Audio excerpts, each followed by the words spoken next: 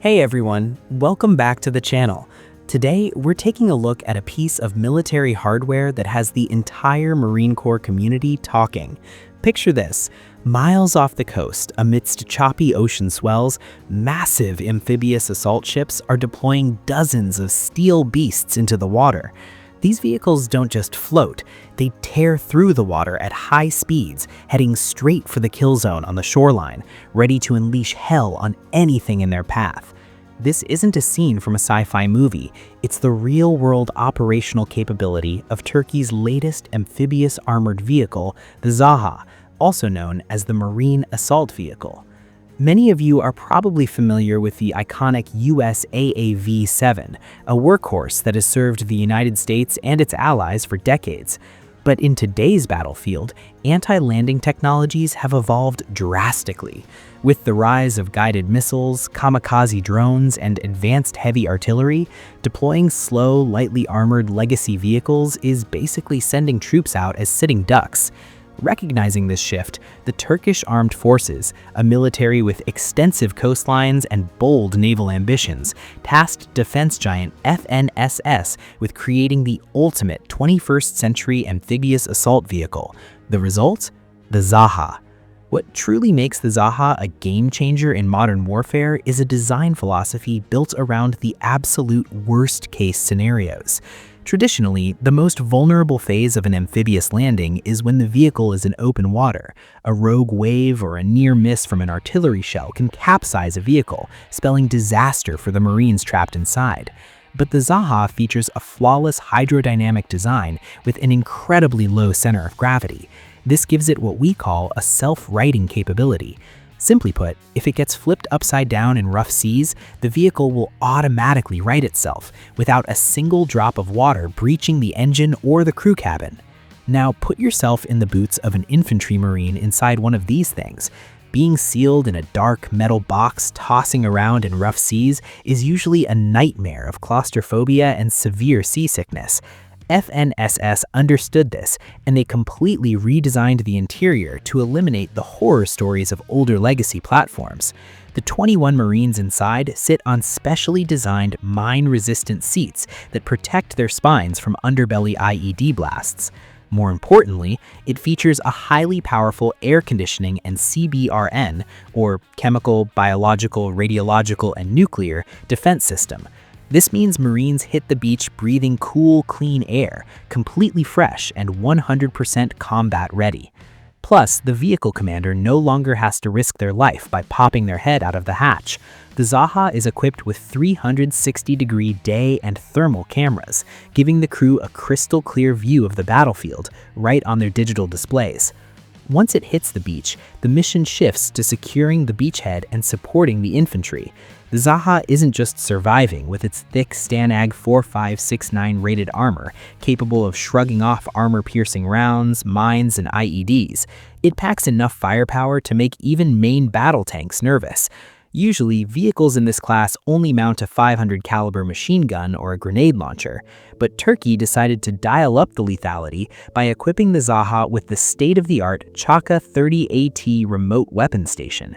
The true terror of this turret lies in its combination of a 30mm autocannon, which can absolutely shred fortified bunkers and light armor, and the OMTAS anti-tank guided missile launcher. This means if a ZAHA rolls onto the beach and runs into an enemy main battle tank waiting in ambush, it doesn't need to call in close air support.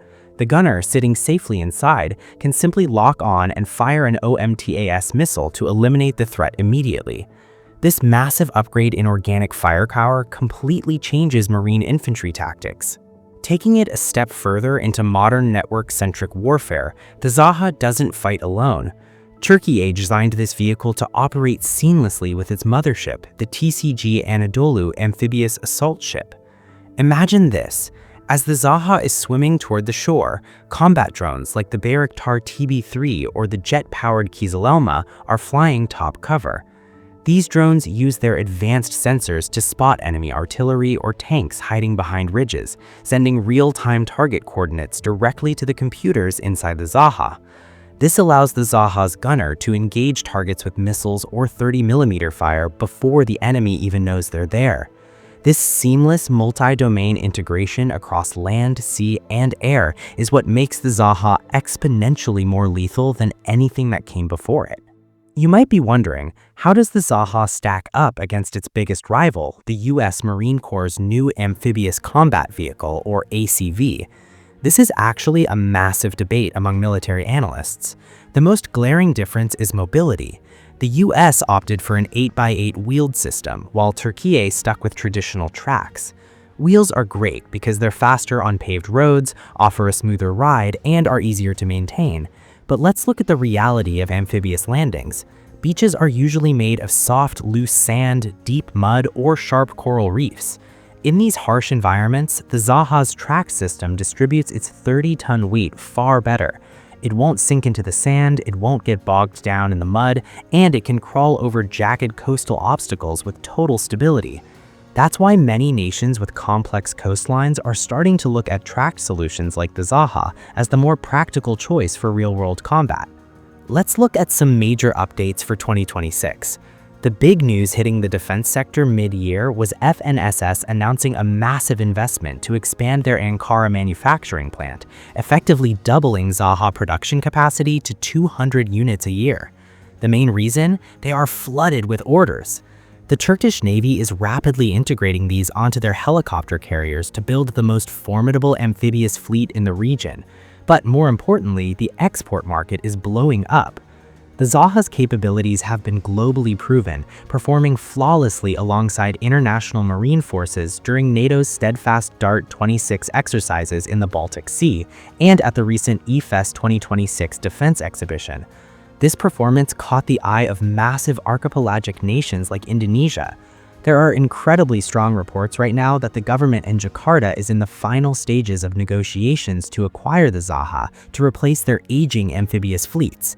If this deal goes through, it will be a monumental step in cementing Türkiye's status as a top-tier global naval arms exporter.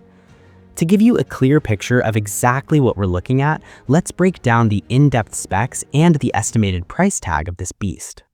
Looking at these numbers, an estimated $5.5 million per unit for an amphibious vehicle packed with this much technology is an incredibly competitive price on the global market. From a tactical ROI perspective, a single vehicle carries 21 fully equipped Marines. That's essentially a small combat platoon. Combine that with the high-speed water jet propulsion that drastically reduces the time these troops spend as sitting ducks in the water, and the value is undeniable.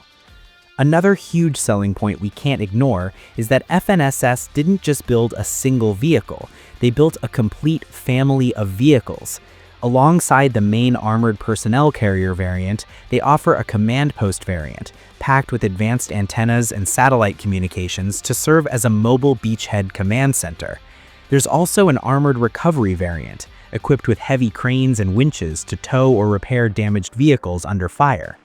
Buying into the ZAHA isn't just buying a tank, it's buying a complete self-sustaining amphibious warfare ecosystem. This drastically reduces the logistical nightmares of long-term maintenance and spare parts procurement. And there you have it, the full story of the ZAHA Marine Assault Vehicle, the amphibious steel beast from Türkiye that is shaking up the defense world in 2026. The rapid rise of the Turkish defense industry is definitely something to keep an eye on, and it's going to be fascinating to see how much market share they can take from the traditional defense giants in the coming years. So, what do you guys think about the ZAHA? Do you think sticking to a tracked system is the better choice for complex battlefields, particularly in regions like Southeast Asia? Let me know your thoughts down in the comments below. If you enjoyed this video, please hit that like button, share it with your friends, and don't forget to subscribe to the channel for more content. Thanks so much for watching, and I'll see you in the next one.